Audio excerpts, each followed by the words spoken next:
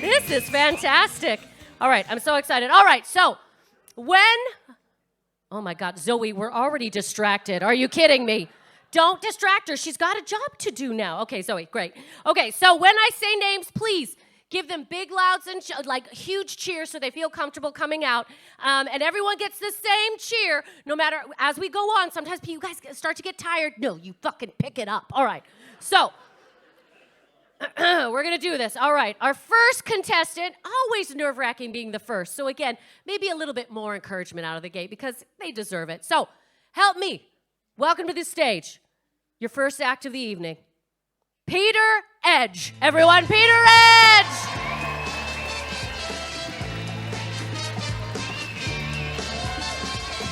Woo! Good evening, Stockton. How are we doing? Lovely to see so many people out on a school night. Night out without the kids, isn't it? It's great.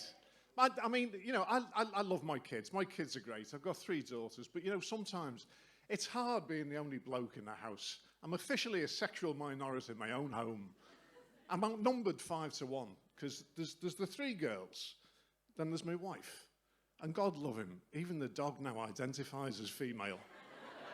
Because it's just easier. And I don't know if you know this, ladies and gentlemen, but when women live together, there's a strange biochemical self-defense mechanism that kicks in and makes them form a coalition.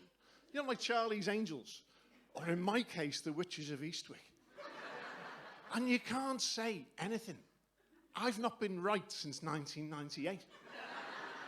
And you argue with one of them, you argue with them all, and they can scent the blood in the water. You know, like sharks, only more efficient. And the slightest thing will kick them off, honestly. Oh, that's a nice top.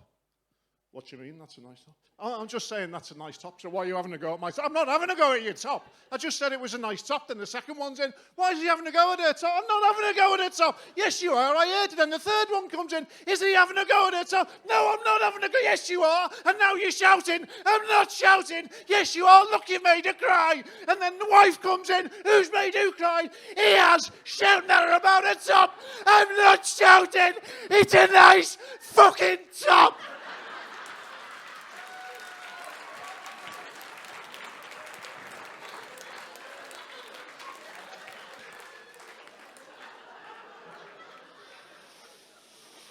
So why couldn't you just say it was a nice top?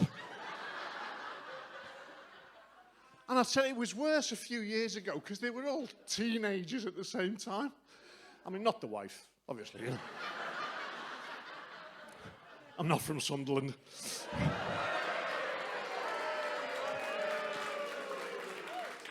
No, but honestly, I mean, I'm so proud of my girls. I'm so proud of them because they've grown up to be strong, independent women.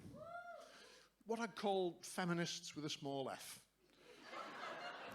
Unlike a friend of mine who's a feminist with a whopping big F. And she's always banging on about it, you know, about diversity and inclusion and equality. And I get it. I'm a new man, it's the 21st century. I've even got a sourdough starter. In fairness, the sourdough starter is only a gesture of solidarity with the wife, you know. I've got a sourdough starter, she's got a yeast infection. But it's but she's always banging on about it, and she's a lawyer. She's a lawyer in the construction industry, this girl. And she showed me this picture on her phone the other day. She says, look at that. She says, that's what's wrong with the construction industry.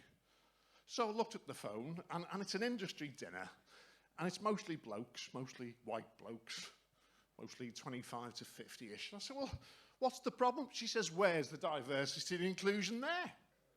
I said, well, you can't say that. Some of those blokes might be gay. Some of them might be bi. Some of them might be in transition. Some of them may be just light-skinned, dual heritage. She says, no. Where are the women?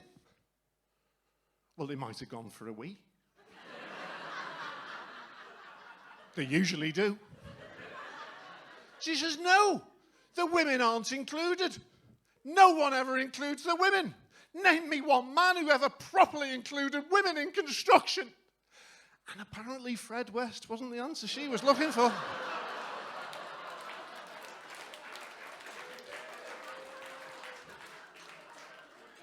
But the good news is that the gender imbalance in my family has been redressed recently with the arrival of my grandsons. Anyone got grandkids? Yeah, they're fantastic, aren't they? And the eldest lad started school last year, and he went in, and they did that. I don't know if we've got any teachers in, but are you familiar with the concept of World Book Day? Yeah, you know, where the kids go into school dressed in character from one of their favourite books. And I'm just not sure that my daughter's quite got the hang of it, because she got this note back from school, and it reads, "Dear Ms. Ed," very politically correct. "Thank you so much for the obvious time and effort you took with Elliot's costume as we prepared to celebrate World Book Day. The false tan and dreadlocks must have taken you hours."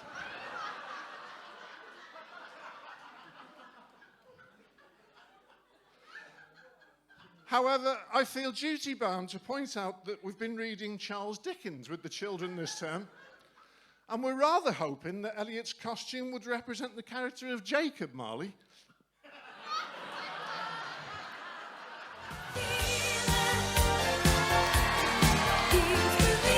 Yes!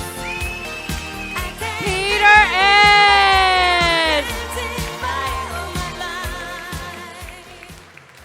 All right, you're very nice. Look at now, Peter did a great job. I'm not going to deny. Yeah, Peter did a great job. But again, you card people, don't be bashful. Zoe, yeah, I don't know if this is a good idea, Zoe. No, you can't give me the card, sister.